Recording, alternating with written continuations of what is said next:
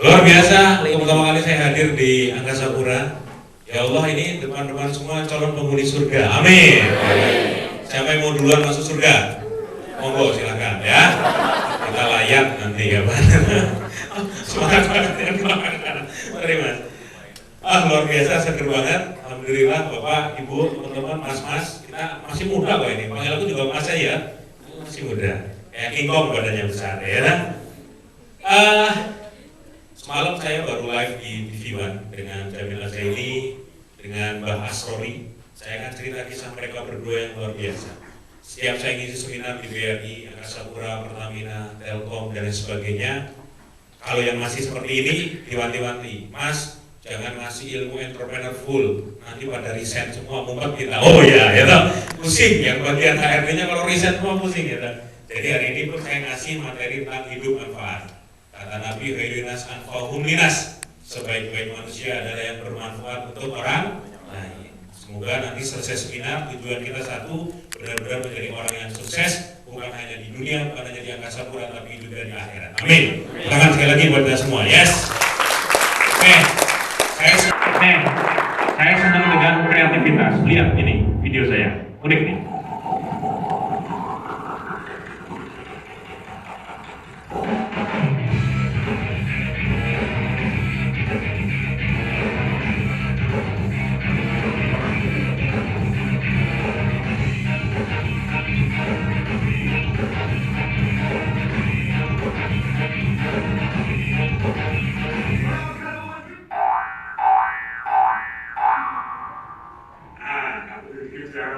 Caranya bikin tornado.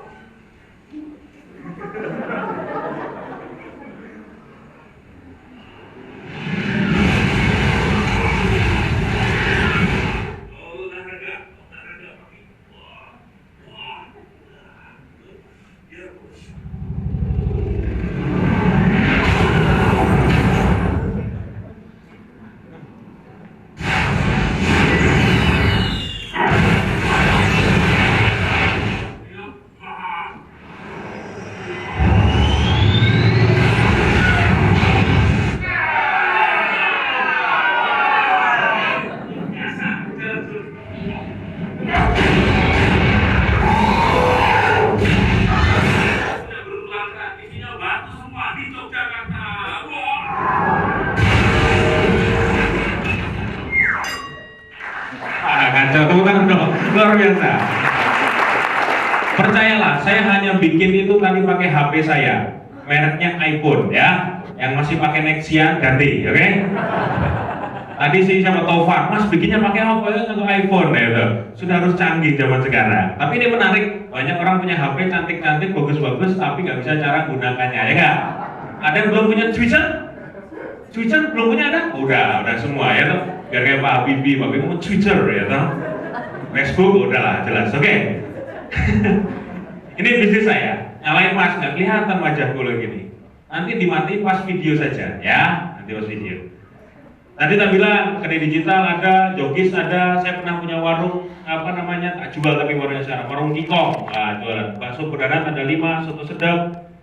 Terus Mas Sabtu mulai bisnis apakah sejak apa namanya dari modal besar? Tidak, saya benar-benar dari nol, dari minus malah lulus dari UGM, bikin kedai digital dari bekas kandang becak seperti ini ya. Harga cuma 3 juta plus caci maki dari tukang becaknya karena kandangnya tak pakai ya kan. Ada anak UGM di sini. UGM banyak nih berarti. Mana? Halo, agama. Wah, capek mete ya beberapa. Oh ya Mbak ya, Jogja. Seperti ini, tapi saya yakin bisnis apapun yang saya tekuni, yakin Allah Maha Kaya pasti ada jalan. Jadi ini beberapa kedai yang saya miliki. Paling jauh di Jayapura ada. Saya pernah main ke Kota Kudus, datang, wih, ninjau gayanya. Sampai sana karyawan nanya, selamat siang Mas, mau bikin apa? Lebih ya, ini punya aku ya, nggak dikenali karyawan kan ya, nggak masalah. Yang penting royalti masuk kantong menurut ya. Selesai urusan. Ini kaos Jogis ada beberapa titik di Yogyakarta, jadi saya menjual kaos tentang Jogja, plesetan dan sebagainya yang lucu itu ada di beberapa lokasi. Bakso granat, baksonya besar-besar, saya di Lombok, saya isi cabai. Tantangin barang siapa yang makan dalam kondisi kepedesan, mention di Twitter, langsung gratis es teh sama apa namanya, kalau pakai kaos merah itu gratis bakso tambahan 1 mangkok. Jadi HP saya isinya orang kepedesan semua, ya toh? Anak muda Jogja demi dapat es teh rela, ya toh? Standar rapi pokoknya. Kita bikin kalau pakai kerudung kayak gini warna oranye, ya toh, itu nanti dapatnya misalnya hari Senin baju atau kerudung warna oranye, kalau yang merah hari Kamis. Ada tuh yang datang, dia datang lagi minggu depannya datang sudah pakai oranye hari Seninnya. Maaf mbak, kalau oranye nanti kita tuker hari Kamis, ya toh. Jadi biar apa? Itu nggak apa-apa. Jadi biar datang terus intinya. Gak rugi kita nambahin satu mangkok tambahan. Soto sedap, jualnya soto kalau di Jogja tuh murah saja. 6.000, 7.000, 8.000. Tapi apa? Jebakan Batman sebenarnya. Kalau sudah kita kasih model-modelnya itu adalah seperti ini, nah pasti orang ambil lauknya, ya nggak Pak? Ya iyalah, nggak mungkin dia bayar 6.000, tetap 15.000 satu orang, ya kan? Warung tengkleng, ya toh. Jadi balungan, enaknya ngelamuti balungan. Jadi ini menarik ketika kita bisnis banyak. Saya senang, pokoknya target saya sebelum umur 40 punya 50 jenis usaha. Boleh ya, macam-macam cabangnya jenisnya. Nah ini ya insya Allah. Terus beberapa penghargaan yang saya dapatkan, yang paling senang itu ketika saya dapat dari UGM Award yang atas itu. Menariknya apa? Karena saya lulus dari UGM itu hampir 6 tahun, 5,8 tahun. IPK-nya 2,11, kasihan, ya. Mau ngeliat tuh kasihan, ya Allah ya. Tapi ketika menjadi seorang entrepreneur muncul di banyak media, tiba-tiba dipanggil sama rektor dengan surat resmi UGM karena kop warna emasnya itu, mendapat penghargaan sebagai alumni berprestasi kategori entrepreneur. Itu loh, berangkat, ya sama rektor, selamat ya, sukses, bukan baik UGM. Oh iya Pak, nggak sadar IPK aku segitu waktu itu, nyaris diusir, ya. Begitulah ya, dunia entrepreneur unik. Jadi kita dihargai karena apa? Karena apa? Sesuatu yang orang anggap, wah ini muncul di koran. Untung munculnya yang baik-baik ya Pak. Kalau kriminal kacau ya kan. Hampir semua media pernah meliput, ini juga menarik. Ternyata kalau kita bersahabat dengan media, kita bisa berpromosi tanpa harus bayar. Kalau di bisnis. Ini buku yang sudah saya karang, ada 3 sebenarnya. Yang pertama karena kebutuhan sama tweet sadis, diterbitkan ulang. Yang mau nyari teman-teman, yang catatan indah ada di Google Playbook, bisa baca di HP. Kalau yang tweet sadis misalnya habis, harus beli di Jokis, bisa lihat di akunnya di Twitter saya @sabtuari. Dan aktivitas saya sehari-hari selain jadi seorang entrepreneur, sebagai motivator keliling-keliling, saya juga seorang sopir ambulan. Saya akan cerita banyak tentang gerakan sedekah rombongan. Jadi di sela waktu saya nyopiri ambulan. Wah, enak, nyopiri jenazah enak Mas. AC tak matiin dia nggak protes, ya toh? Jalan jelek tak bantuin juga nggak protes, ya toh? Ini datang tiba-tiba nongol sopir ambulan dari Bandung, Vin, angkat tangan Vin. Wah ini Mas Afin ini. Ini sopir ambulanku dari Bandung, mahasiswa STT Telkom, betul ya Vin ya? Teman-temannya pada ambil apa jadinya UKM-nya itu marching band, ya toh? Naik gunung dia nyopiri ambulan, ya toh? Sambil nyopiri berdoa, ya Allah kasih jodoh yang cantik ya Allah. Banyak nih, Vin. Oke, yes. Ketika digigitnya ditanya apa visi hidup Anda, saya bilang, Bang Andi, saya ingin menjadi manusia bermanfaat yang sukses di akhirat. Ini sudah, ini tujuan akhir. Mau apapun yang kita cari, Pak. Mau cari apapun, mobil sebanyak apapun, properti sebanyak apapun, semuanya nothing ketika kalau kita sudah ngomong tentang akhirat. Jadi suksesnya bukan hanya di dunia, tapi juga di akhirat. Jadi semua pekerjaan yang kita lakukan, kalau hanya karena uang, hanya lelah yang kita dapatkan. Tapi kalau kita pekerjaannya untuk menebar manfaat, maka kebahagiaan dan itu berpahala. Jadi bukan abadi di akhirat. Gitu ya? Oke, are you ready to cry? Siap-siap nangis ya? Belum serius ini Pak ya? Karena materi saya sampai teman-teman bakal bikin mewek-mewek. Mau nangis saja ya? Karena selama saya bawain materi ini biasanya orang akan, oh ya seperti ini, saya mengalaminya. Yes, tisu nggak boleh Pak, tisu ya, siapin. Ya, sekarang langsung tak putar dulu. Ayo kembali ke nostalgia masa kecil. Ini sebuah video iklan buatan teman saya di Jogja yang orang lihat ini pasti akan terharu. Matiin lampu, nih lihat.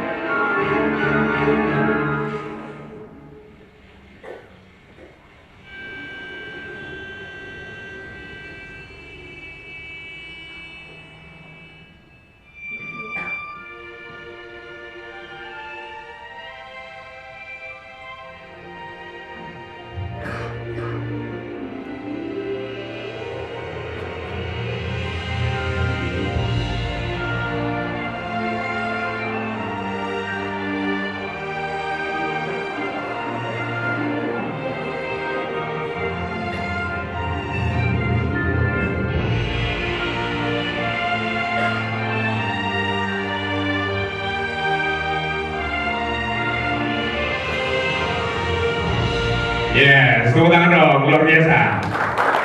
Ya, sudah cicil, udah terharu duluan mas, ya kan? Kemerdekaan sejati orang yang ikuti kata hati. Iklan ini harganya 1,5 miliar, yang bikin teman saya syuting di Jogja, pemainnya semua dari Jogja. Tentang orang anak kecil yang hobinya membantu ibunya, orang harus terpaksa membantu ibunya, hobinya membantu orang di jalan, walaupun ketika upacara bendera harus telat datang belakangan. Tapi itulah orang-orang yang merdeka. Ya, mereka melakukan apapun yang sesuai dengan kata hati.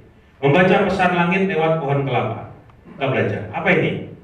Pohon kelapa. Kalau dulu di TK diajari, ini pohon yang serba guna anak-anak. Ya toh? Semua bagian dari pohon ini bisa dimanfaatkan. Buahnya, daunnya, batangnya bisa digunakan untuk kehidupan manusia. Kita akan bahas satu-satu. Kalau daunnya itu bermanfaat, buahnya bermanfaat, batangnya itu lurus dan sederhana, akarnya itu kuat menopang. Walaupun dia di pinggir pantai, banyak angin, tapi dia kuat bertahan. Satu, apa itu? Tentang manfaat. Kita bahas.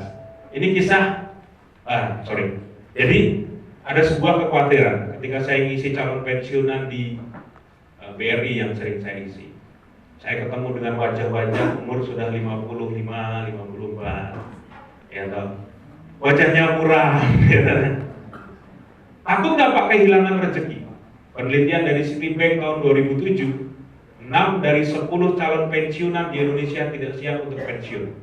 Mereka takut kehilangan rezeki. Ya toh? Takut kehilangan teman juga. Ya, setiap hari beraktivitas ke kantor kayak gini banyak teman, pas mau pensiun, plak, nggak punya kegiatan apapun. Dan itu menyakitkan. Namanya post power syndrome, banyak yang stres. Kalau soal rezeki, sejak kita masih dalam bentuk janin seperti ini, Allah sudah jamin. Ya, ibu kita sudah melalui tali pusarnya, sudah ngasih kita rezeki. Allah yang menjamin. Konsep rezeki, nah ini yang tadi kita bilang ketakutan.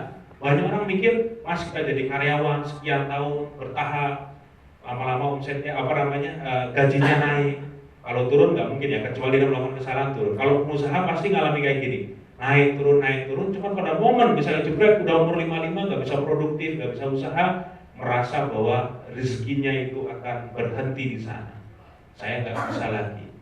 Penelitian Citibank lagi, 4 dari 10 pensiunan ternyata mengandalkan dari pemberian anaknya. Boleh nggak? Boleh, nggak dilarang sama anak saya kok. Tapi banyak nggak tega.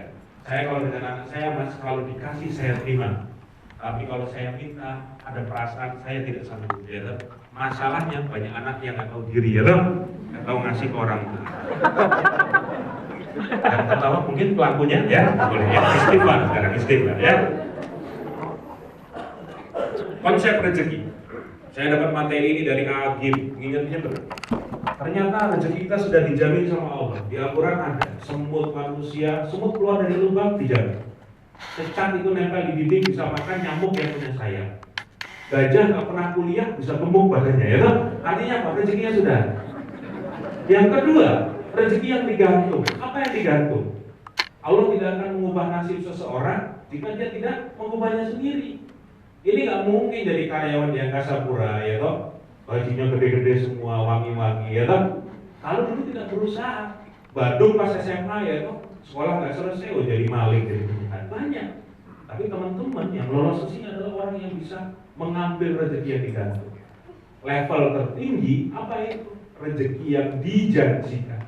Apa itu? Bagi orang yang bersyukur, Allah akan kasih tambah rezeki yang lebih banyak. Bersyukur itu bukan hanya alhamdulillah, ya, tapi itu hanya awal. Selebihnya apa kita akan belajar. Jadi kita sudah pada level mana mas? Saya baru sampai level digantung. Saya dapat gaji dari angkasa pura itu. Kalau saya di pengusaha, alhamdulillah kita levelnya sudah dijanjikan. Ketika saya bersedekah, jebret tiba-tiba banyak pemasukan amazing. Min haitsu la yahtasib, dari jalan yang tidak terduga. Ini semalam saya dengan Mbak Asrori. Kalau kita ketemu dengan orang sekarang umur 50, 40, badannya sudah penyakitan, nggak seger, ya toh.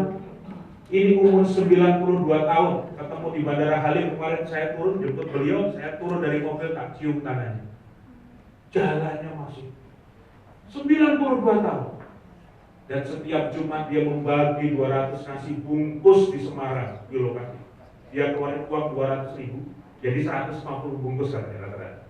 Dimasakin dan dia berkeliling dengan sepedanya setiap hari Jumat. Ludes Pak Wontek, sudah berapa tahun? Sudah puluhan tahun. Jenengan awet panjang umur apa rahasianya? Sedekah yang pertama. Yang kedua, perbanyak silaturahmi. Ya toh, nggak boleh gampang ngeson. Ngeson tuh dikit-dikit marah sama teman, ya toh. Senengnya ngobrolin teman yang nggak jelas, ya toh, menggunjing dan wah seperti mati, ya. Di kantor nggak rukun sama teman lain kan. Ya. Terakhir kata Simbah, rutin baca Quran. Kuncinya Simbah tidak ini. Saya lahir zaman Londoraina. Zaman Belanda nggak enak dia darahnya. Jepang masuk saya ngalamin mas. PKI datang, waktu PKI masih ikut saya sudah, umur saya sudah 40-an. Sekarang 92, ini tahun 2015, jalan masih naik sepeda bagi-bagi nasi. Ketemu sama beliau, cium tangan kayak nangis. Semalam bang, yang belum lihat tayangan di TV-an, nanti UCTV diinstal, ya toh, bisa lihat di UCTV tayangannya. Pilih acara namanya Gestur. Nih semalam, ya keren. Kacamatanya gaul, itu merah kayak gitu. Istrinya berapa mbak? Istriku dulu 3, udah mati semua. Menikah 3 kali ya, toh meninggal, nikah lagi, meninggal lagi, kemana meninggal lagi ya, toh. Coba melu tuh pak ya. Karena awet panjang umur gitu. Nih, khairunas anfa'uhum linnas. Orang yang paling mulia ternyata itu adalah orang yang berbagi manfaat buat orang. Bukan soal seberapa banyak mobilmu, hartamu, rezekimu. Kalau kamu hanya simpen, kayak laut mati itu airnya disimpan terus, nggak ada binatang hidup di sana. Tapi Sungai Yordan itu bisa mengalir di sebuah danau yang ternyata banyak tumbuh-tumbuhan karena airnya keluar. Kalau di laut mati tidak ada yang bisa hidup. Kisah ini saya ambil dari cerita Pak Ari Ginanjar. Ketika dia main ke Soekarno-Hatta, ketemu dengan salah satu teknisi pesawat Garuda, yang dia melakukan pekerjaannya itu dengan wajahnya cemberut, tidak menikmati. Kenapa Anda murung? Saya bertahun-tahun, puluhan tahun ngurusi mesin pesawat jet ini. Berangkat pagi, kadang pulang malam, rutinitas, dan saya bosan. Saya menerima gaji setiap awal bulan, mencukupi kehidupan keluarga saya selama berpuluh tahun, dan saya bosan. Dibilang sama Pak Ari Ginanjar, Bapak coba ngobrol dengan saya. Bapak tahu nggak kalau pekerjaan Bapak itu ibadah? Ya ini rutinitas. Selesai pekerjaan, saya pulang, saya terima gaji, bebas urusan. Bukan Bang. Lihat apa? Gara-gara Bapak rutin mengurus mesin jet ini, ratusan ribu orang yang datang ke Tanah Suci selamat Pak, menginjak Tanah Suci, nggak jatuh pesawatnya. Ketika Bapak ini membersihkan mesin pesawat ini dengan sepenuh hati, dengan penuh tanggung jawab Pak, ratusan ribu jemaah tiap bulan berangkat umroh, mereka selamat menginjak Tanah Suci, dan itu karena kerja Bapak yang Bapak anggap sebagai rutinitas biasa. Tahu nggak Pak? Inilah Pak, obeng Bapak, alat buat motong macam-macam, bersihkan lab Bapak ini. Inilah tasbih Bapak. Disinilah ketika Bapak yakin bahwa bekerja adalah ibadah, inilah salah satu amal yang bakal nemenin Bapak di akhirat nanti. Mewek lah. Langsung mewek, berpuluh tahun bekerja, nggak tahu hikmahnya pekerjaan ini. Ya Allah, saya cari 10 tahun, bagian HRD cuma ngajari kayak gini, nggak ngasih motivasi seperti ini. Banyak orang yang bekerja bertahun-tahun, nggak tahu motivasinya buat apa dia bekerja. Ini loh, ratusan ribu orang bersama istri. Kalau Bapak lengah aja, atau itu pesawat. Dan inilah tasbih Bapak. Sejak itulah dia bekerja dengan senyum luar biasa. Bismillah ya Allah, ini tasbihku. Setiap aku memutar obeng ini, pesawat sampai ke Tanah Suci. Kata Buya Hamka, kalau kerja sekedar kerja, monyet juga bekerja. Kalau hidup sekedar hidup, babi di hutan juga. Buah binatang itu, walaupun saya sering dipanggil Kingkong, Mas Kingkong, ya dong, apa ya? Tapi benar, ini pesan luar biasa. Artinya apa? Sebagai manusia dikasih otak, dikasih hati, teman-teman semua, kita harus menjadi orang yang bermanfaat. Oke. Saya menjual bisnis seperti ini. Gelas kosong, saya cetak foto. Selesai, saya dibayar 35.000, padahal modelnya cuma 8.000. Apa itu hanya punya arti sesuatu? Di awal-awal pun saya menganggap ya wes, desain adalah desain, orang dibayar selesai, bukan selesai. Sampai satu ketika saya ketemu momen, ada orang yang cerita, Mas, kemarin kami sekeluarga sama kakakku bikin mug, bikin gantungan kunci, bikin foto di jam, semua adalah foto-foto masa lalu bapak ibu kami. Ketika bapak ibu ulang tahun pernikahan, malam-malam kita kasih kejutan, mugnya kita keluarin, jamnya kita keluarin, dan bapak ibu nangis memeluk erat kami, Mas. Makasih ya, Mas. Mahal harganya seperti itu. Iya. Ini bukan hanya soal aku jual buku 8.000 jadi 35.000. Ketika kasih foto, dikasih ucapan sesuatu, bapak ibu I love you ya. Banyak juga yang memanfaatkan, yang mau nembak ya toh, calon ya, dikasih tulisan puisi ujungnya I love you ya toh. Kalau ditolak ya toh, buknya dibanting ya toh. Kalau diterima ya disimpan. Kalau semakin banyak yang ditolak, omset pun naik. Aku seneng ya. Tapi ada yang putri iseng loh, Mbak. Ada cewek iseng, Mas, koleksi buku banyak loh. Oh iya, dari mana? Ini cowok-cowok yang aku tolak. Tapi buknya tak simpan kan. Kadar emas adalah karat. Kalau kadar manusia adalah manfaat. Seberapa manfaat kita? Kita tanya pada diri sendiri, Mas, aku dikasih hidup Allah 25 tahun, 30 tahun, 35 tahun, 40 tahun, apa yang sudah kamu lakukan? Hanya bekerja di angkasa pura, rutin setiap hari tanpa melakukan apapun? Lihat video ini, oke? Matikan lampu, Mas. Jadi berbuat baik di mana saja, kapan saja, kepada siapa saja.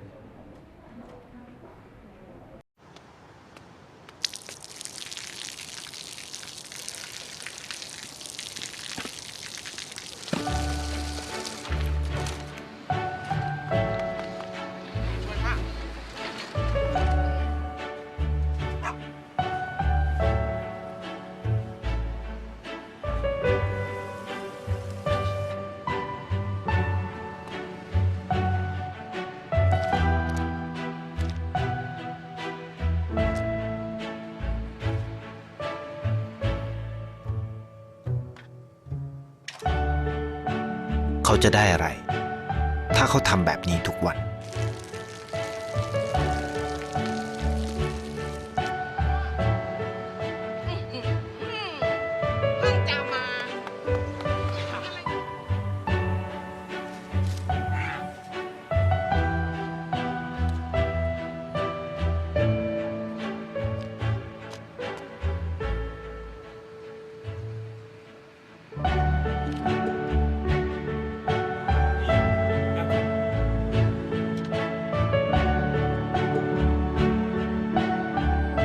เขาจะไม่ได้อะไรเลยไม่ได้รวยขึ้นไม่ได้ออกทีวีไม่มีใครรู้จักไม่ได้มีชื่อเสียงที่มากขึ้น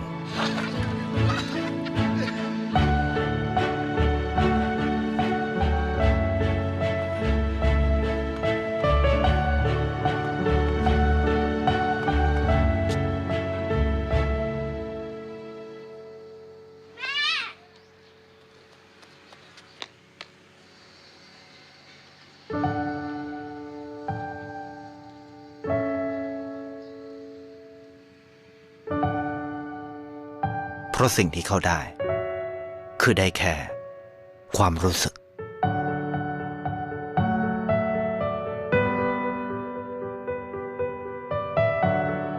ได้เห็นความสุข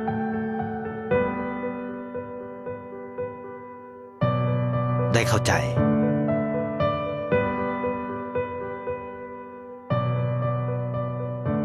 ได้ความรักได้ ในสิ่งที่เงินซื้อไม่ได้ ได้โลกที่สวยงามกว่าเดิม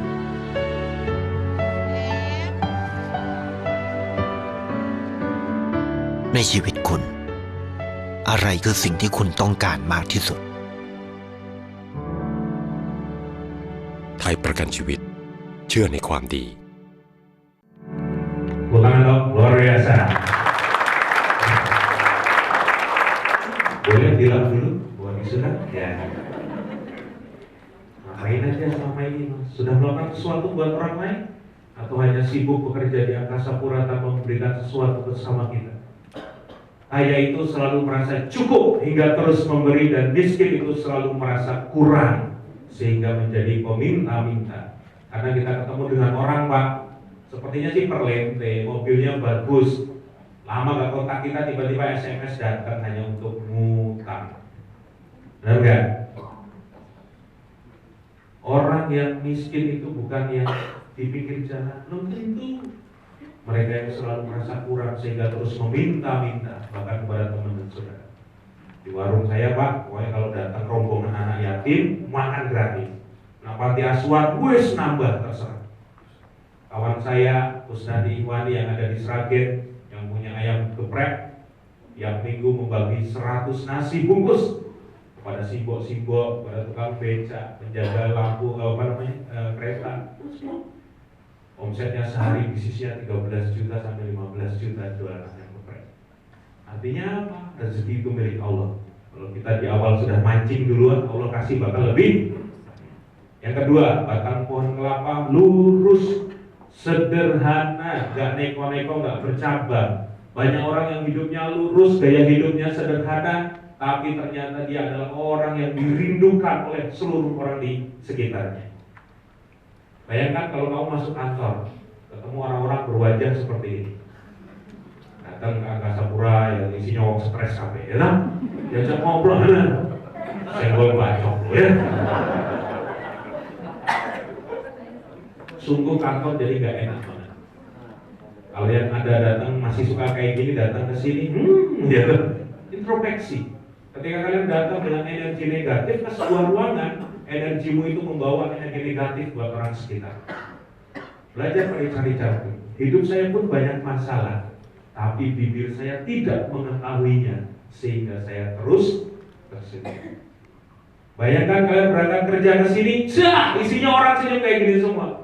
Selamat pagi bos, selamat siang mas. Ya. Assalamualaikum, ya senyum. Alhamdulillah ketemu teman pelukan, saling mendoakan. Kalau kita mendoakan teman kita, ya kita didoakan oleh malaikat. Jangan basa-basi teman-teman, gue doain ya cepat sembuh. Doainnya cuma dalam teks tok, ya kan? Gue doain deh, ya kan? Bullshit, ya kan? Naik kebo, bullshit ya. Kebo, bullshit, naik kebo. Doain itu beneran. Ada teman minta doain, nih aku doain, bukan hanya di teks, diem, taruh HP-nya Al-Fatihah, ya Allah, Bismillahirrahmanirrahim. Aku kirimkan Al-Fatihah ini, ya Allah, buat Mbak Dewi, semoga dia sehat kembali. Tahu nggak? Capek. Hanya waktu 2 menit Al-Fatihah, malaikat bakal doain kita lagi. Bener. Kalau kata Sujiwo Tejo itu keren.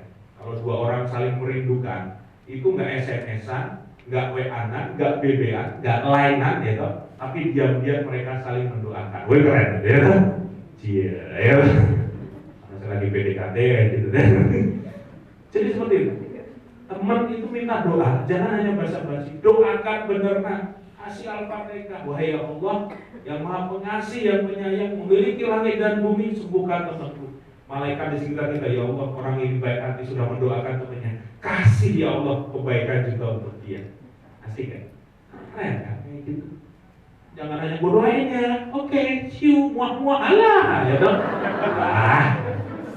Ya anak alay. Ada kisah anak alay mati muda, ya toh. Dikubur ditanya malaikat, ya toh. Oh enggak, kamu di mana sekarang? Di hatimu, ya toh. Siapa Tuhanmu? Kasih tahu nggak ya? Ya toh. Siapa nabimu? Mau tahu aja, mau banget, ya toh. Neraka panas, gua harus bilang wow, ya toh. Maksudnya masuk neraka jahanam, ciusnya apa, ya toh. Ini anak alay, ya toh. Kebar, malaikatnya bingung. Gantung diri, mati aja. Dua kata dahsyat yang bisa membuat kita rukun dengan teman adalah maaf dan terima kasih. Jujur, di antara kita teman-teman, dua kata ini mahal banget. Betul nggak Pak? Dikasih sesuatu nggak bilang makasih. Salah, gengsi mau minta maaf. Itu yang bikin hubungan. Yang dimintai maaf, kalau dia misalnya, gue minta maaf gitu misalnya ya, dia nggak ngasih maaf gitu loh. Dia bukan berenang nih, gue udah baik-baik minta maaf, dia malah jutek kayak gitu. Wes lah, nggak bakal selesai. Kalau direkam jadi sinetron gitu ya, bisa ngomong dalam hati, gitu ya. Sinetron yang bisa kan, ngomong dalam hati. Ini kisah luar biasa. Saya sebut brandnya, real terjadi di Jogja. Kenapa Telkomsel VSBRI sama-sama BUMN kayak Angkasa Pura? Kebetulan saja branding. Ada seorang manajer Grapari di Jogja. Grapari itu kantor cabang Telkomsel. Manajernya harus pindah kota dan dia diantar dengan bermobil-mobil karyawannya sampai ke bandara. Mereka nangis-nangis di bandara. Katanya sama kawanku yang kerja di sana, mau pindah sampai diantar, wah mas itu pak pimpinan itu mas, yang bisa ngayomi selama 2 tahun dia di Jogja bersama kami. Di waktu mereka lagi kerja ditanya, sudah sholat belum? Ayo sholat. Sudah sholat belum? Ayo sholat. Office boy-nya anaknya sakit, yang mengunjungi pertama manajer Grapari. Anak saya sakit mas, ternyata yang datang jemput manajer Grapari datang ke rumah, doain, ninggalin gua. Waktu akhir pekan kami sering diajak makan, kita makan-makan, saya traktir, walaupun hanya di lesehan, dikasih 5. Perhatian pada anak buah luar biasa. Ketika dia pergi dari Jogja, kami semua kehilangan. Kami kirim doa agar sukses ke depan. Asik gak Pak? Meninggalkan jejak kebaikan selama 2 tahun di kantor dia bertugas. Kebalikan dengan BRI, ya toh? Ini bukannya oknum ya, ini oknum ya. Jadi bukan brandnya, ya toh? Di BRI tak sebutin juga soalnya, ya toh? Itu Angkasa Pura tak sebut Angkasa Pura. Pimpinan BRI Jogja cabang salah satu kabupaten. Kebetulan ya toh ada pinjaman waktu itu di sana, cerita mas bapak itu mas, kalau kami rapat seluruh kebun binatang bisa keluar dari mulutnya yang kotor. Gebrak meja, lempar aqua itu seperti biasa. Kami terhina mas. Target penjualan di bawah, ngamuk-ngamuknya udah kayak setan, bahasa mereka seperti itu, saking bencinya. Ada keluarga yang meninggal, kami yang layak cuma 3 orang perwakilan. Dan doa kami satu, segera pindah dari kota ini, ya. Dan ketika dia pindah, tidak ada yang mengantarkan. Artinya, orang yang perilakunya buruk, ya, perilakunya itu buruk, attitude-nya buruk, bergaul dengan orang lain juga buruk, meninggalkan jejak keburukan di tempat tersebut. Dan tunggulah orang-orang juga mengirim doa keburukan buat dia.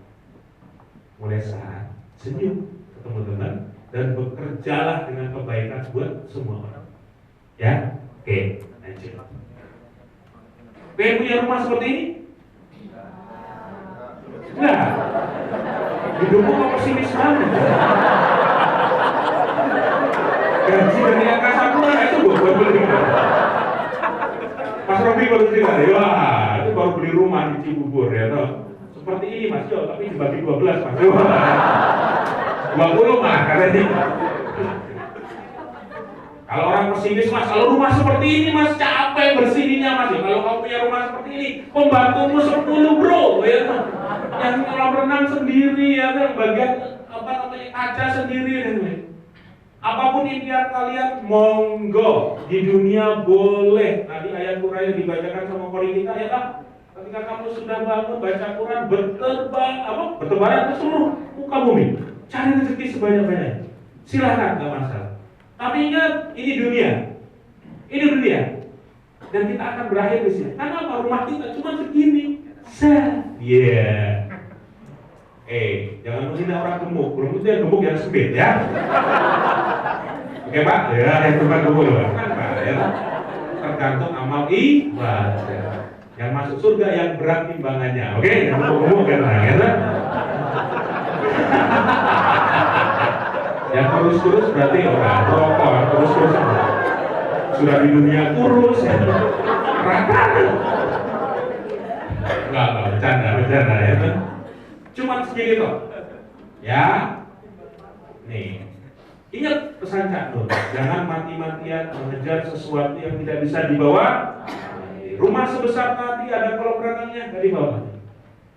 Mendingan punya rumah sederhana, punya 2 mas, satu buat keluargaku, satu lagi ternyata mas ketika aku nanti sudah meninggal, saya jadikan rumah tahfiz. Nah itu rumah yang dibawa ketika ke akhirat. Mau seperti apa? Ingat mereka nggak nih? Aduh, bisa telepon, so. Remote-nya pakai iPhone. Yes. Lihat nih, ingat mereka. Siapakah orangnya? Jreng, sopo. Jreng, jreng. Mas orang mati semua ya mas. Yes. Ini adalah foto orang-orang mati. Dulu mereka begitu keren, kita lihat di TV setiap hari. Kita tertawa, menangis, bahagia melihat mereka luar biasa. Tapi ketika jatah hidup di dunia sudah tidak ada, berarti selesai. Dan ternyata pelajaran kita setahun ini dahsyat. Ternyata tidak harus urut tua. Mereka bisa berangkat duluan walaupun umurnya masih belasan tahun, 20 tahun, 30 tahun, nggak peduli, dulu mulus, cantik, ganteng. Kalau jatahnya, jatah hidupmu sudah habis, besok sudah dikubur. Yang ada di ruangan ini, mohon maaf, belum tentu ada yang bisa selesaikan Ramadan tahun ini. Tidak ada jaminan. Yang hadir di ruangan ini belum tentu pun bisa ketemu Ramadan tahun depan. Mau duluan, apa masih? Saya belakangan nggak berbayar. Ini pelajaran berharga ya. Kalau di TV ini, malah waktu tangan itu sopo, ayo itu boy. Ya pokoknya habis semua lah, ya toh. Pulang dengan nama baik atau pulang dengan nama buruk dan dosa. Ini pun pilihan kita. Allah ngasih kesempatan di tanganmu. Sudah dihadirkan Quran, hadis, semua ajaran Islamnya. Mau pilih yang mana? Itu terserah kita. Ada orang yang dulu begitu hina ketika meninggal diantar oleh 100.000 jamaah. Meninggalnya diantar seperti ini, seperti presiden, lebih presiden. Padahal dulu dia adalah pecandu narkoba. Dulu dia adalah orang yang bikin malu keluarga. Tapi ketika dia berubah, mengangkat harkat dirinya, baik kepada Allah, Allah angkat derajatnya. Ayatnya ada.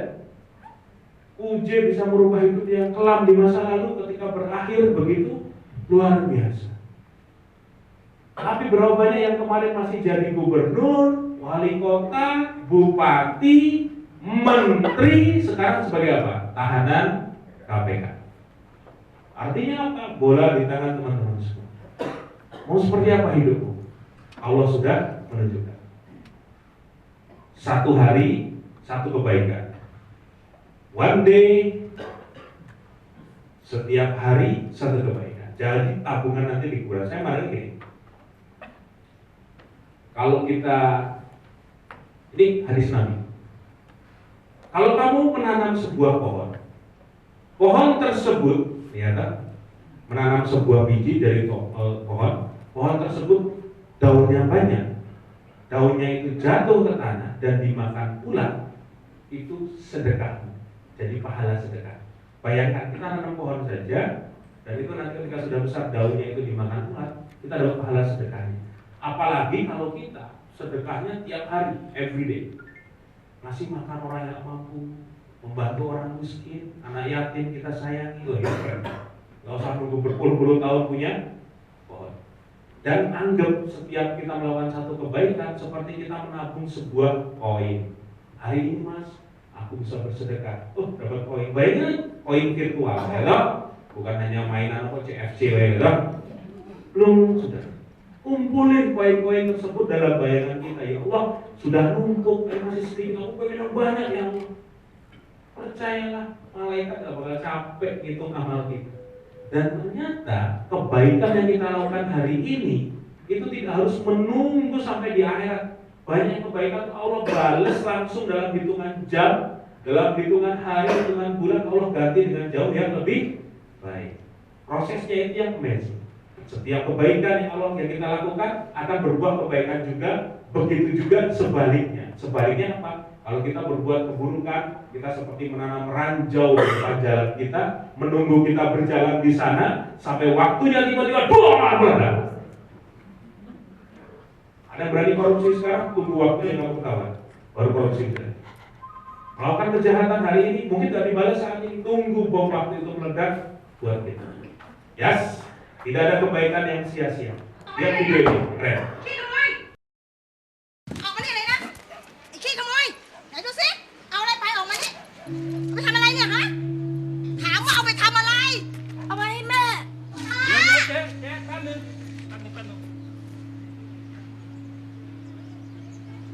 แม่ป่วยเหรอ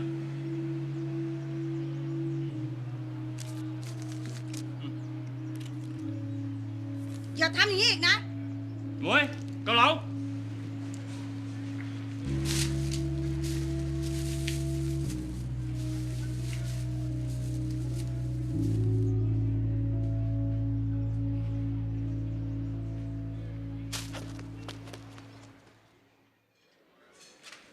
จ๋อนั่งเลยครับนั่งเลย ป๊า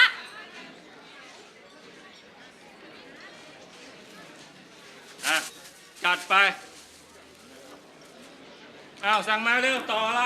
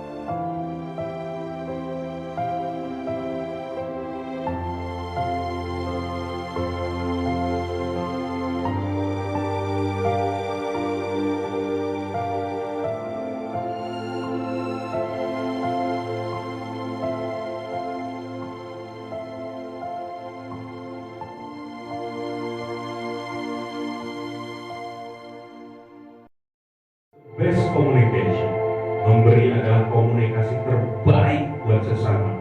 Karena tidak banyak bicara, tapi kalau kita memberi, Tuhan mencatatnya dan itu akan menjadi luar biasa tahun-tahun ke depan. Tepuk tangan Bu, teman-teman semua.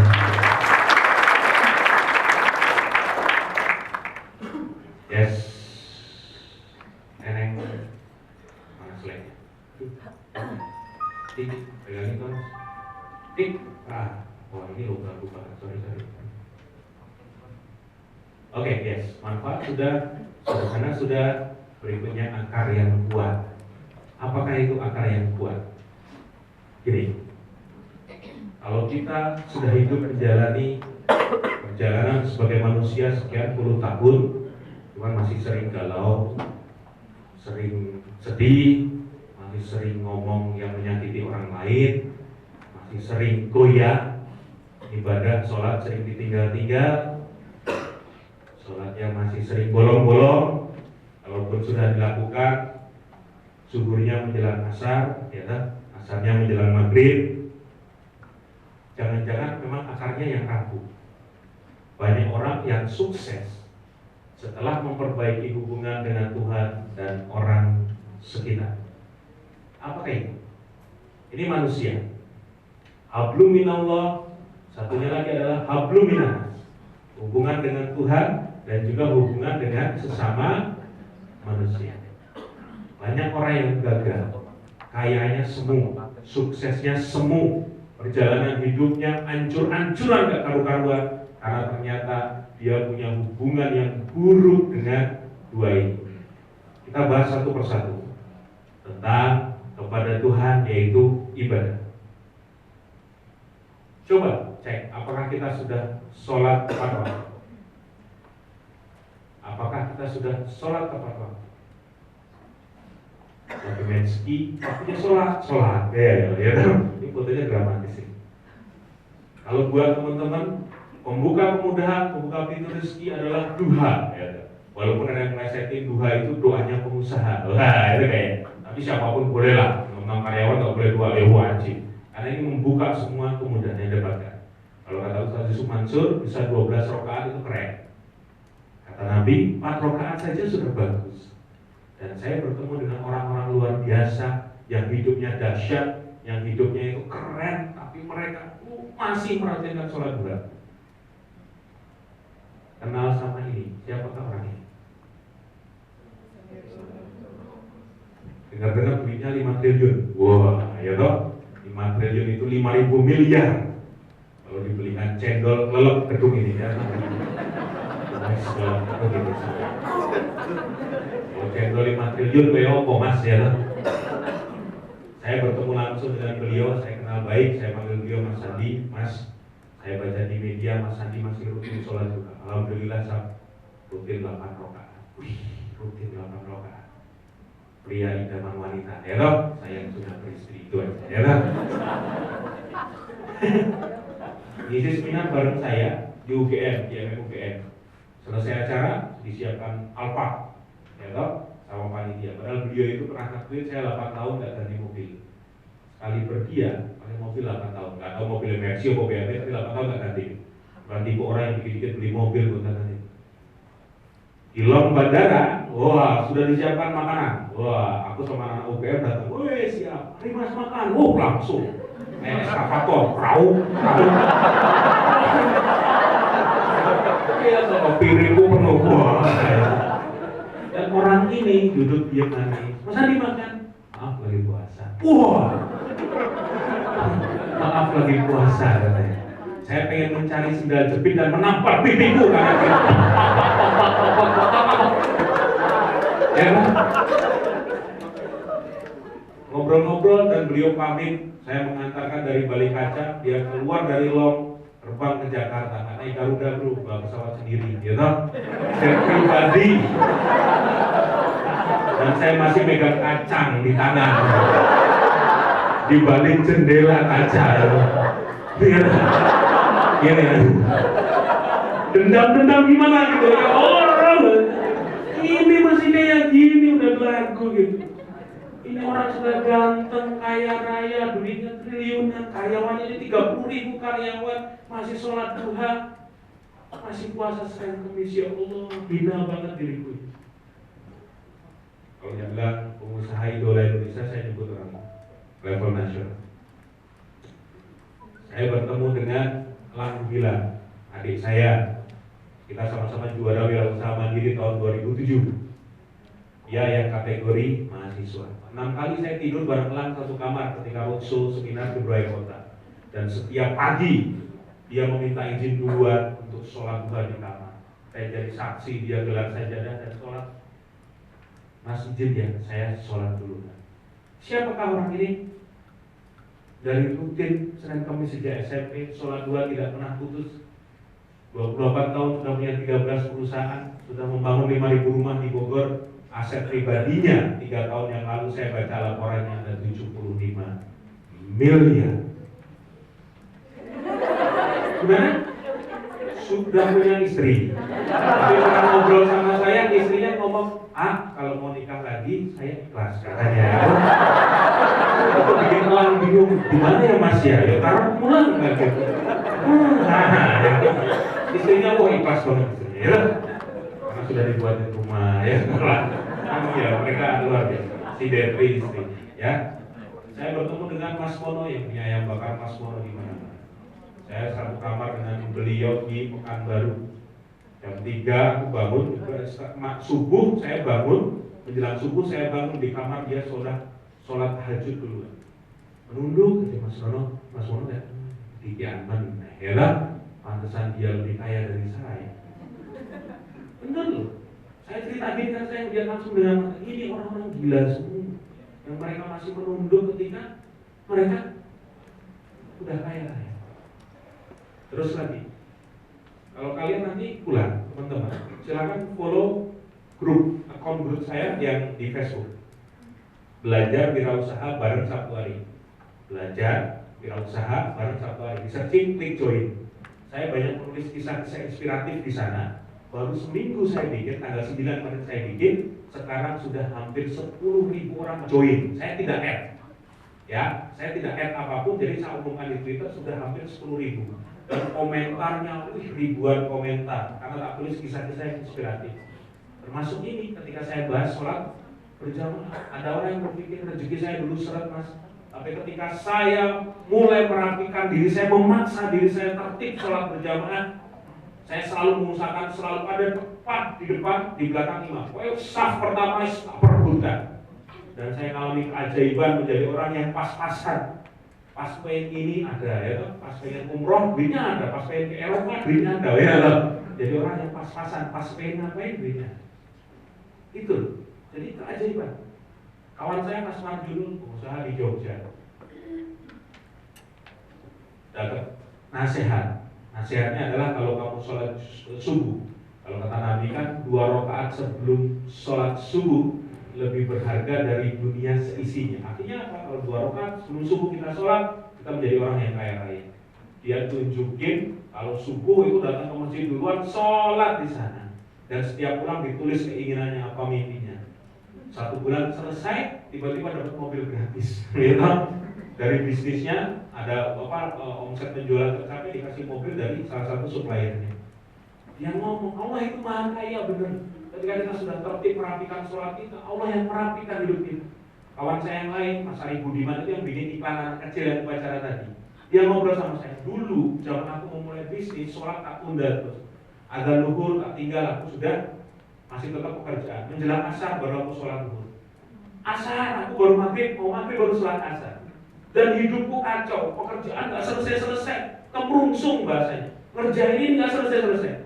Tapi ketika saya paksa azan, tinggalkan pekerjaan, saya merapat ke masjid, ke musola, sholat jamaah dengan karyawan saya. Hidupku itu seperti diatur sama Allah. Antara luhur sama asar 3 jam, banyak hal yang bisa aku kerjakan. Ini selesai.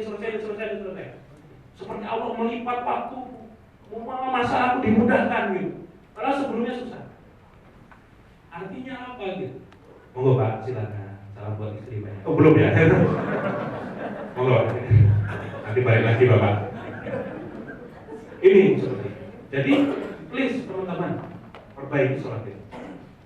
Mas Torik cuma lulusan SMP. Dulu 2 tahun jadi merbot masjid. Itu kan bersih-bersih musola di pasar buah di Jogja. Ada pasar shopping namanya. Setiap habis membersihkan, tidak digaji, doa dia cuma satu, ya Allah jadikan saya pengusaha, terserah gimana caranya. Oh kacau, doanya sudah sufi banget ya. Level tingkat tinggi, ya Allah jadikan pengusaha, terserah gimana caranya. Amin. Cuma lulusan SMP loh. Ya Allah jadikan saya pengusaha, terserah gimana caranya. Amin. Wah selesai, nyapu lagi. Habis itu dapat panggilan manggul, dia dipanggul nih. Sambil jalan dia menemukan Allah masih jalan, diajari, oh ternyata melon ini sampai kehabisan terus di sana. Dia cari nanam melon itu gimana ya cara? Nyari petani yang bisa diajak kerja sama, saya nggak punya lahan. Sampai akhirnya dia sukses punya 6 lokasi dan ini rumahnya sekarang senilai 4 miliar di Jogja, tetangga saya. Sampai sekarang sedekahnya dahsyat. Kalau ada azan memanggil langsung dia ke masjid. Ini keren. Artinya apa teman-teman? Mendekatlah ke Allah yang maha kaya, engkau akan dikayakan. Cerita lagi teman saya Mas Kukuh. Ini rahasia sebenarnya, karena dia tak minta cerita waktu itu muah, itik itu ayo mas itu ya kan, itik pinggangnya iya.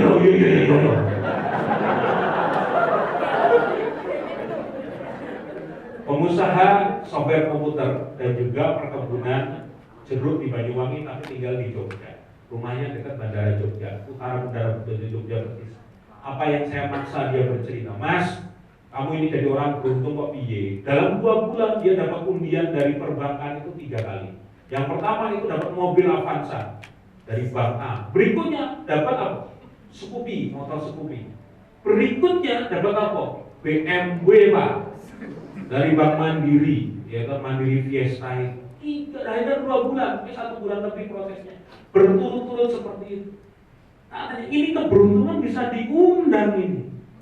Orang ini nggak mungkin kebetulan, Allah yang membuat keberuntungan datang ke orang ini gitu. Setelah tak paksa beryosa, aku rutin sedekah dan setiap azan memanggil aku langsung ke masjid. Sekali waktu tetangga cerita, wah Mas Kukuh itu luhur jam 12, ya toh 12 kurang 15 mobilnya sudah di depan masjid. Gila nggak? Sebulan 3 hadiah, padahal dari jutaan nasabah yang dipilih orang tersebut. Dan satu lagi rahasia dia, saya adalah penelan ayat kursi. Bukan kursi loh Pak, kursi duduk. Iya, tegak. Saya mampet ya Bapak, nanti saya dulu Pak. Oh penelan ayat kursi, bukan masa. Aku dimanapun baca ayat kursi, dan ketika sudah sampai ayat terakhir, siap kursi samawati wal ardo, oleh yang untuk hifzuhuma wa huwal aliyul azim, kekuasaan Allah meliputi langit dan bumi dan tidak berat bagi Allah memelihara keduanya, seperti menelannya. Gila, itu ayat dahsyat ya. Dan setiap aku merasa keberuntungan datang terus ke aku. Bahkan terakhir ketika pengundian BFW, 9 orang finalis di Mandiri Fiesta suruh ngambil bola-bola. Aku cuma lihat 1 bola warna kuning. Yang lain ambil kosong-kosong, pas kuning tak bacanya itu coba siap kursi sama di bola yang wah, saya ngambil apa jin itu loh, wah. Diangkatlah bola itu dan dibuka, dia yang dapat bayar. Hei, keberuntungan bisa diundang bro, sis, ya kan? Sis, jualan online. Keberuntungan bisa diundang, titik. Dan Allah ngajarin caranya, termasuk dari orang-orang yang sudah mempraktekannya. Ayat kursi dihafalkan, yang belum hafalin, ya toh? Kalau sudah ngocor ya ini, ya toh? Masih jomblo udah berjodoh ketemu wanita, wah siap kursi samawati. Wah, peletnya itu aja, ya. Kalau dukun nggak mempan melet kepada Allah yang menciptakan wanita ini. Ya Allah, kau yang menciptakan wanita ini, ya Allah. Ya begitu indah ya Allah. Akan ya Allah. Wah, jomblo ya. Tahu ilmunya sekarang ya. Tapi ya jangan buru-buru langsung lihat konser Raisa langsung. Malaikat bro. Kok ngocok Siti ya?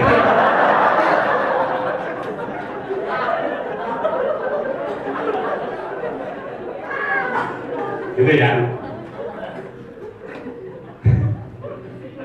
Tablumi Allah sudah, oke? Sekarang tablumi hubungan antar manusia. Ya, ini yang bahaya. Allah Maha Pengampun. Allah bilang kalau dosa kita seperti buih di lautan, Allah juga bakal mengampuni dosa kita asal tobatnya beneran, kecuali yang musyrik syirik ya toh, nyembah batu akik itu syirik ya toh, lulus boh aku lewat jalan tol tak tunjukin akik lolos gak usah bayar misalnya ya. Sesama manusia apa itu nih, ketika Nabi ditanya, wahai Nabi, siapakah orang yang harus aku hormati di dunia ini? Ibu. Siapa lagi wahai Nabi? Ibumu. Siapa lagi wahai Nabi? Ibumu.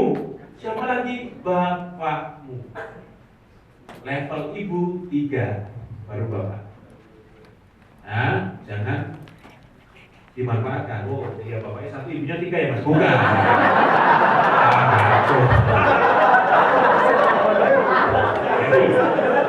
Ada pelaku di sini ya, monggo boleh, ya toh. Silakan, ya toh. Gak masalah. Tapi ini, jadi levelnya memang 3, ya. Terus, saya mau cerita sebuah, ini menarik kata Nabi. 9 bulan kau di perutnya, hidup dan mati ketika dia melahirkanmu, kau hisap susunya untuk darah dagingmu, kau dan seluruh hartamu adalah milik ibumu. Muhammad Shallallahu Alaihi Wasallam. Artinya apa? Mohon maaf. Sesi ini saya akan mengetuk hati teman-teman semua. Jangan-jangan selama ini rezeki kita kok kayaknya gak lancar, dapat gajian tapi habis terus, masalah beruntun gak selesai-selesai karena kita tidak pernah menghormati ibu. Tak ceritakan sebuah kisah. Tahun 91 Irak perang besar dengan Kuwait menyerang karena sudah selesai perang dengan Iran, kalah habis dunia, menyaplok negara kecil. Ada sebuah kota kecil namanya Ar di antara perbatasan Saudi Arabia dengan Irak. Warganya ketakutan karena di sana setiap hari suara jet tempur rudal muncul terus di atas kota mereka, dan racun itu disebar oleh orang-orang dari Irak tersebut, sangat berbahaya. Tapi orang berpikir kita harus pergi kalau kita akan jadi korban dari racun-racun kimia yang disebarkan oleh tentara Irak. Mereka langsung harus menyingkir dari kota Ar tersebut, menjauh dari kota, tinggal di tenda-tenda di tengah gurun. Kadang mereka lagi santai-santai, tiba-tiba helikopter Amerika, jet tempur Apache, semua helikopter semua bermunculan di atas kepala mereka untuk menyerbu Irak supaya Kuwait bisa bebas. Terus apa yang terjadi? Setelah selesai perang Teluk tahun 91, mereka pulang ke kota Ar. Di sana itu ada 2 tenaga kerja dari Indonesia, namanya Halimah dan Yati. Halimah ini sebagai baby sister, mengurusi anak-anak dari keluarga kepala polisi di sana. Yang cacat, punya anak 5, yang 3 cacat. Hani itu matanya buta, kakinya kayak kambing, yang 2 lagi itu ada yang semua cacat. Halimah khusus ngurus anak. Si Yati itu yang bagian rumah tangga, bersih-bersih, bersihkan rumah dan lain sebagainya. Terus menarik, apa yang terjadi waktu itu? Suatu malam Halimah terbangun. Ternyata ketika dia kaget, si Hani lagi menangis ya, karena cacat buta kakinya. Di sana sudah ada bayangan orang tinggi besar, rambutnya berkelebat di atas di lantai 2, dan jelas itu adalah maling, pencuri. Halimah kaget langsung teriak, bawa pencuri, teriak. Orang ini kaget langsung melompat keluar dari loteng rumahnya dan lari di tengah gelap malam. Besok paginya Halimah diinterogasi, wahai Halimah, engkau yang tahu kejadian semalam, siapa pencuri yang masuk di rumahku? Kita belum bisa menemukan pelakunya. Kalau engkau bisa menunjukkan, engkau kami beri hadiah. Tapi kalau tidak terbukti, engkau berarti bekerja sama dengan pelakunya. Hukum itu yang 3 bulanan ini. Polisi ini, ya bisa kan? TKI seperti itu. Halimah dihadapkan dengan 8 orang. Mana Halimah pelakunya? Gelagapan lah. Seorang tenaga kerja Indonesia di sana sendirian di dalam satu ruangan, di belakang polisi Arab Saudi. Di depan ada 8 orang lelaki yang dituduhkan sebagai pencuri. Mana Halimah? Nangis Halimah, ya Allah, tunjukkan padaku ya Allah, mana yang pencuri tadi? Mana pencuri tadi ya Allah? Hani, kau makhluk Allah yang dibuat buta, kau yang kakinya seperti kambing, tapi kau mulia yang menangis semalam membangunkanku. Mana Hani, tunjukkan aku ya Allah. Dan tangannya seperti diangkat, ada yang menuntut, menunjuk satu orang, ini orangnya, mantap. Mereka dipisah. Orang ini dipisahkan, Halimah itu. 2 jam kemudian dimasukkan lagi ke ruangan tersebut. Mana Halimah? Kamu bilang orangnya gondrong. Mana orangnya? Dibuka ini semua, tutup kepala. Tidak ada yang gondrong. Rambutnya cepat, pendek semua. Gelagapan lagi. Kalau engkau berbohong, engkau yang kami tahan. Engkau yang memfitnah. Nangis lagi Halimah. Ya Allah, engkau yang bisa menunjukkan siapa orang tersebut. Tunjukkan padaku ya Allah.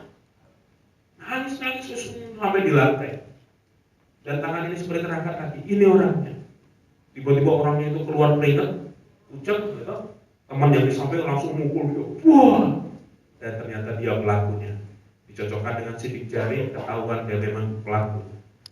Halimah dikasih penghargaan oleh polisi, dikasih oleh hadiah. Halimah itu ibu saya.